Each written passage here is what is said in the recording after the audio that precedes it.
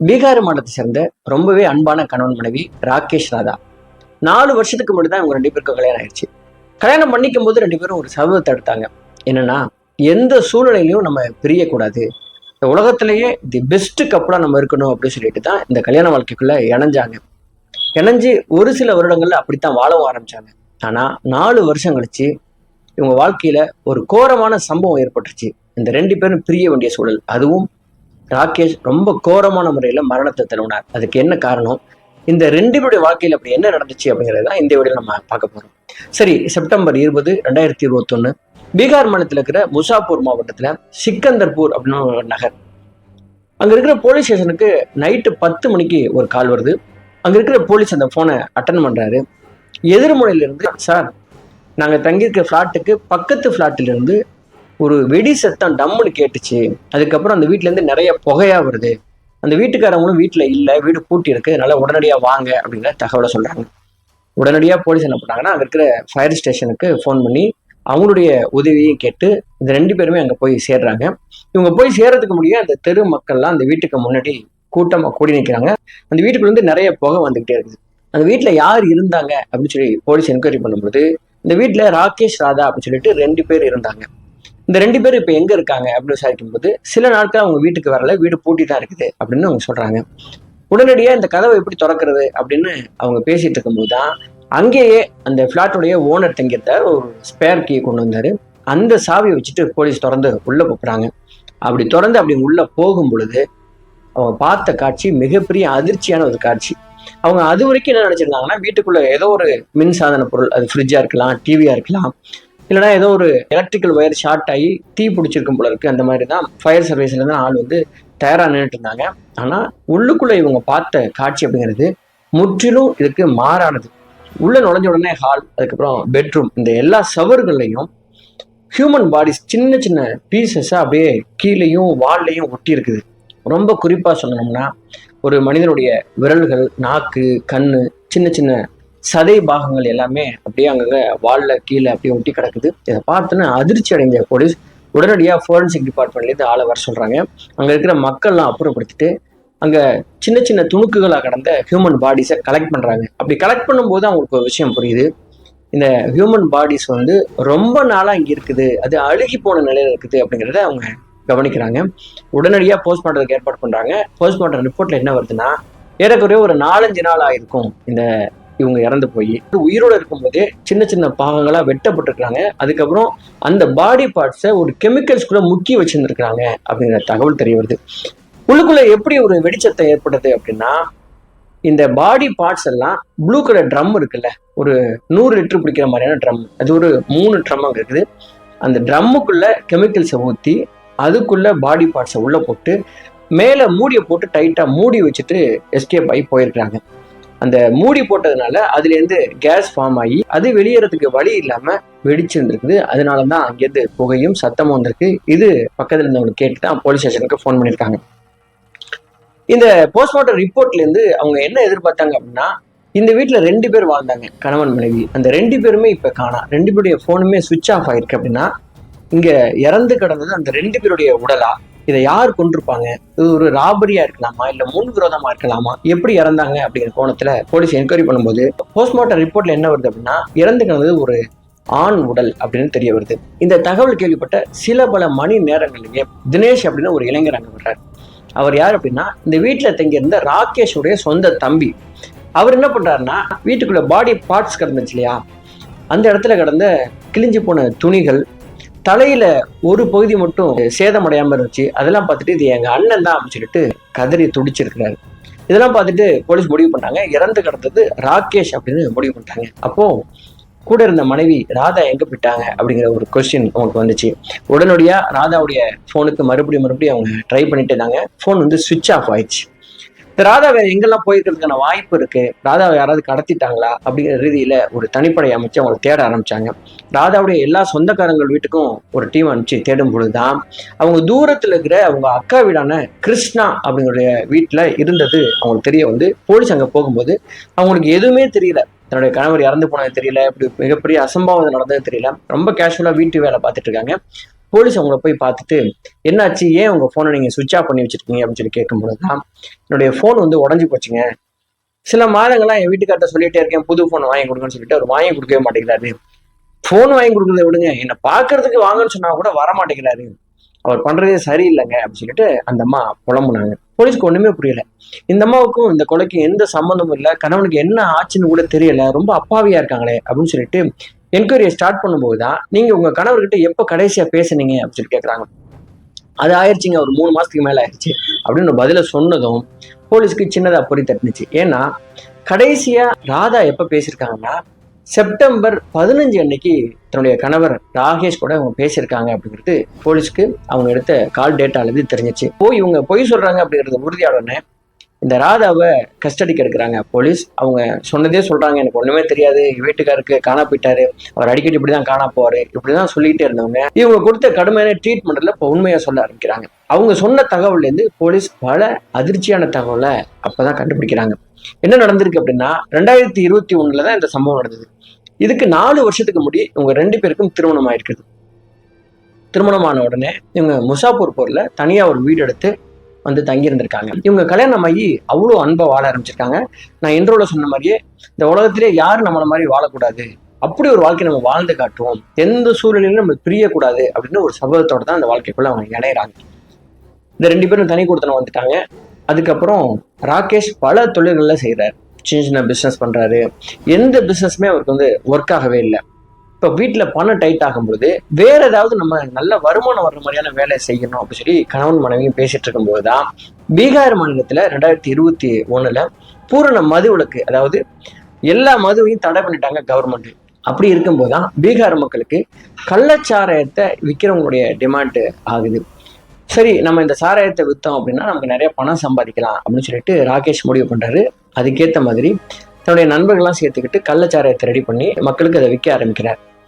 நல்ல பிசினஸ் ஓகோன்னு ஓட ஆரம்பிக்குது. ஒரு கட்டத்துல இது போலீஸுக்கு தெரிஞ்சு போய் ராகேஷை முதல் முறையா கைது பண்றாங்க. அதுக்குள்ள இவர் பல ஆயிரங்கள் சம்பாதிச்சிட்டாரு. இதுக்குள்ள உள்ள போயிட்டு 15 நாள் இருந்துட்டு வெளியில வந்தவர், இந்த தொழிலை தவிர நம்ம வேற எந்த தொழிலும் நம்ம செய்ய முடியாது, ஏன்னா இதுலதான் குறுகிய காலத்திலேயே நம்ம லட்சாதிபதி ஆகலாம் அப்படின்னு முடிவு பண்ணவர். போலீஸ் தொந்தரவு பண்ணாலும் பரவாயில்ல அப்படின்னு சொல்லிட்டு மறுபடியும் கள்ளச்சாரத்தை விற்க ஆரம்பிக்கிறார். அதுக்கப்புறம் 3 முறை தொடர்ச்சியா போலீஸ் கைது பண்றாங்க.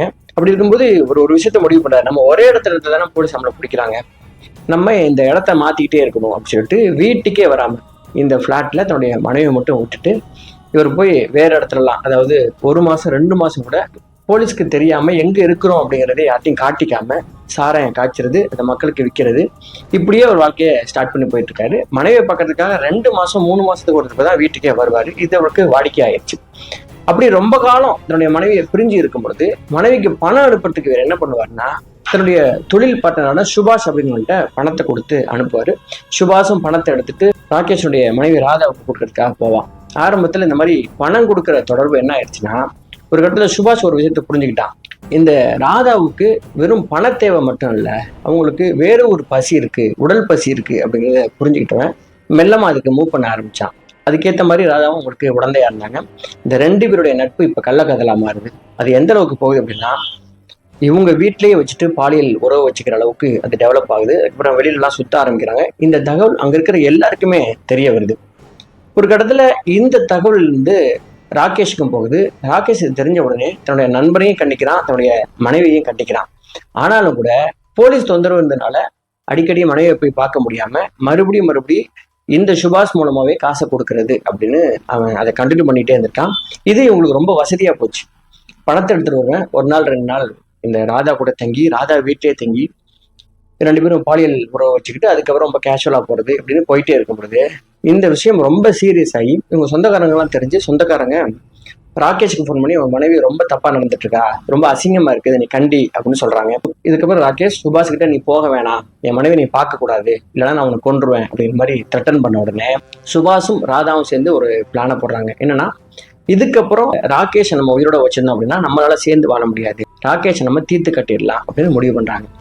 தீர்த்து கட்டினோம்னா நம்ம போலீஸ்ட கண்டிப்பா மாட்டிக்குவோம். தீர்த்து கட்டுறது பெரிய விஷயம் இல்லை, அதுக்கப்புறம் அந்த பாடியை எப்படி நம்ம டிஸ்போஸ் பண்ண போறோம் அப்படிங்கிறதுலதான் திட்டமே இருக்கு. அதுக்கு நான் ஒரு ஐடியா வச்சிருக்கேன் அப்படின்னு சொல்றான் சுபாஷ். அவன் வந்து கெமிக்கல் சம்மந்தமான நல்ல நாலேஜ் உள்ளவன். அதனால அவன் முடிவு பண்ணுறான், நான் வந்து இந்த மாதிரி பாடி பார்ட்ஸை கரைக்கிறதுக்கு கெமிக்கல்ஸ் ரெடி பண்ணுறேன். அதுக்கப்புறம் இவனை வர வச்சுட்டு நம்ம கொன்று கெமிக்கல்ஸ்குள்ளே பாடியை போட்டு நம்ம கரைச்சிடலாம் அப்படின்னு முடிவு பண்ணி அந்த நாள்ல இருந்து இந்த கெமிக்கல்ஸ் ஆசிடெல்லாம் கொஞ்சம் கொஞ்சமாக வாங்கி கொண்டாந்து ஃப்ளாட்டில் வைக்க ஆரம்பிக்கிறான். அதை ஊத்துறதுக்கு ப்ளூ கலர் ட்ரம் ஒரு 100 லிட்டர் பிடிக்கிற மாதிரி ஒரு 3 வாங்கி கொண்டாந்து வைக்கிறான். இது எல்லாமே பக்காவாக செட் பண்ணதுக்கப்புறம் இந்த ராதா ஒரு முக்கியமான விஷயத்த பண்ணியிருக்காங்க. இதை நம்ம 2 பேர்னாலே மட்டும் பண்ண முடியாது, ஒரு உதவிக்கு ஆள் தேவைப்படும் அப்படின்னு முடிவு பண்ணாங்க.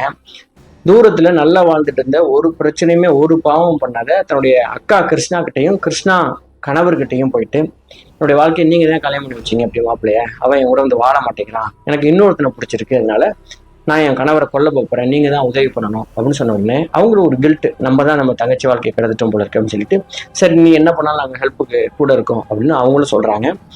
அந்த மாதிரி எல்லாம் பேசி முடிச்சதுக்கு அப்புறம் தான் செப்டம்பர் 15 அன்னைக்கு இந்த ராதா தன்னுடைய கணவன் ராகேஷுக்கு ஃபோன் பண்ணி, ஏங்க நீங்க வந்து ஒரு 3 மாசம் ஆயிடுச்சு, ரொம்ப மாசமா நீங்க வரவே இல்லை, உங்களுக்கு பார்க்கணும் போல இருக்கு, அதனால தீஜ்னு ஒரு ஃபங்க்ஷன், அதாவது நம்ம லோக்கல்ல இருக்கிற திருவிழா மாதிரி பீகார்ல தீஜ்னு ஒரு ஃபங்க்ஷன் கொண்டாடுவாங்க, அதுக்காவது வாங்கினேன் அப்படின்னு சொல்லி கூப்பிடுறாங்க. மனைவி ரொம்ப ஆசையா கூப்பிடுறா அப்படின்னு சொல்லிட்டு, போலீஸுக்கு தெரியாம ஒரு நாள் வந்துட்டு போறேன் அப்படின்னு சொல்லிட்டு ராகேஷும் வீட்டுக்கு வர்றாரு. வீட்டுக்கு வந்தோன்னா அன்னைக்கு தடபுடலா விருந்து, நான்வெஜ் எடுத்து சமைச்சிருக்காங்க, நல்லா சாப்பிட்ருக்காரு. அதுக்கப்புறம் அங்கேயே இவங்க கொண்டு வந்து எப்போவுமே சாராயம் இருந்துற பழக்கம் உள்ளவர் தான் அந்த ராகேஷ். ராகேஷ் வந்து சாராயத்தை குடிச்சிருக்காரு. குடிக்கும்போது அவருக்கு தெரியாது இந்த சாராயத்தில் மயக்க மருந்து கலந்துருக்கு அப்படின்னு. அதை நல்லா குடித்ததும் அடுத்த 10 நிமிஷத்தில் டோட்டலாக அன்கான்சியஸ் ஆகிடுறாரு. இவர் அன்கான்சியஸ் ஆனதை தொட்டு பார்த்து இவர் இதுக்கப்புறம் எந்திரிக்க மாட்டார் அப்படின்னு முடிவு பண்ண ராதா உடனடியாக வீட்டுக்குள்ளே மறைஞ்சி இருந்த சுபாஷை கூப்பிடுறாங்க. தூரத்தில் இருந்த கிருஷ்ணாவையும் அவங்க கணவரையும் கூப்பிடுறாங்க. 4 பேரும் வீட்டுக்குள்ளே போயிட்டு இந்த பாடியை பாத்ரூமுக்கு இழுத்துட்டு போகிறாங்க. தயாராக வாங்கி வச்சிருந்த அருவா வச்சுட்டு ராகேஷோட பாடியை பீஸாக ஒருத்தர் கட் பண்ணுறாங்க. அதை இன்னொருத்தர் சின்ன சின்ன பீஸாக கட் பண்ணி தயாராக வச்சிருந்த ட்ரம்முக்குள்ளே இந்த பாடி பார்ட்ஸு, அதில் இந்த நாக்கு, இந்த மாதிரி சின்ன சின்ன விரல்கள் எல்லாத்தையும் போட்டு கெமிக்கல்ஸ் அதில் ஊற்றுறாங்க. ஊற்றுனோடனே அது கரைய ஆரம்பிக்குது, அதுலேருந்து நிறைய கேஸ் எல்லாம் வர ஆரம்பிக்குது. எல்லாத்தையும் போட்டு முடித்த உடனே வீடை டோட்டலாக க்ளீன் பண்ணி பிளட் எல்லாம் வாஷ் பண்ணி விட்டு இந்த 3 ட்ரம்மையும் இந்த மூடியை போட்டு டைட்டாக க்ளோஸ் பண்ணிடுறாங்க. ஏறக்குறைய ஒரு வாரம் கழிச்சு வந்து நம்ம பார்த்தோம் அப்படின்னா சதையெல்லாம் அப்படியே கரைஞ்சி போயிருக்கும், எலும்பெல்லாம் கரைஞ்சி போயிருக்கும். அதுக்கப்புறம் இதை கொண்டு போய் வெளியில ஊற்றிடுவோம் சாக்கடையில் அப்படின்னு முடிவு பண்ணுவாங்க. எல்லாத்தையும் மூடி வச்சுட்டு 1 வாரம் கழிச்சு மீட் பண்ணலாம் சொல்லிட்டு அங்கேருந்து எல்லாரும் கிளம்புறாங்க. அப்படி கிளம்பும்போது இந்த ராகேஷுடைய ஃபோனை இங்கேயே சுவிட்ச் ஆஃப் பண்ணிடுறாங்க, ராதா தன்னுடைய ஃபோனை சுவிட்ச் ஆஃப் பண்ணிடுறாங்க. எல்லாரும் அவங்கவுங்க வீட்டுக்கு போகும்போது ராதா மட்டும் மாஸ்டர் மைண்டாக ஒரு விஷயத்த பண்ணியிருக்காங்க. என்னன்னா, இங்கிருந்து நேரடியாக ராகேஷோட தம்பி தினேஷ் வீட்டுக்கு போயிருக்காங்க. போயிட்டு உங்க அண்ணன் வந்தாரா அப்படின்னு சொல்லி கேட்டிருக்காங்க. இல்லையே, வரவே இல்லை, பார்த்து ரொம்ப மாசம் ஆயிடுச்சு அப்படின்னு சொன்னோன்னே, எங்க வீட்டுக்கும் வர்றதே இல்லை, என்னை பார்க்கறது கூட வரன்னு சொல்லிட்டு வரவே இல்லை, எங்க போயிட்டானே தெரில, இப்போ ஃபோனை வேறு எடுக்க முடியாது, ஃபோனை சுவிட்ச் ஆஃப் வேற பண்ணி வச்சிடறாரு, ஒருவேளை உங்க வீட்டுக்கு வந்தாருன்னா என்னை பார்க்கறதுக்கு வர சொல்லு, நான் தேடுனேன்னு சொல்லு அப்படின்னு ஒரு டிராமாவை மட்டும் அங்கேருந்து போட்டு அவங்க அக்கா வீட்டுக்கு கிளம்பிட்டாங்க. இப்படி போயிட்டு இருக்கும்போது தான் எல்லா பிளானும் கரெக்டாக போயிட்டு இருக்குது. அவங்க நினைச்ச மாதிரி இந்த வெடிக்காம மட்டும் இருந்துச்சுன்னா இந்த உலகத்துல ராகேஷ்னு ஒருத்தர் இருந்ததுக்கான அடையாளமோ செத்து போனதுக்கான அடையாளமோ இல்லாம போயிட்டு இருக்கும். ஆனா விதிவசத்தினால என்ன ஆயிடுச்சுன்னா, இவங்க மூடி நல்லா டைட் பண்ணதுனால பாடி பார்ட்ஸ் வந்து அப்படியே கரையும் பொழுது அதுலேருந்து நிறைய கேஸ் எல்லாம் வந்து இந்த கேஸ் வெளியேறதுக்கு வழி இல்லாம அது பெரிய வெடி மாதிரி வெடிச்சிருது.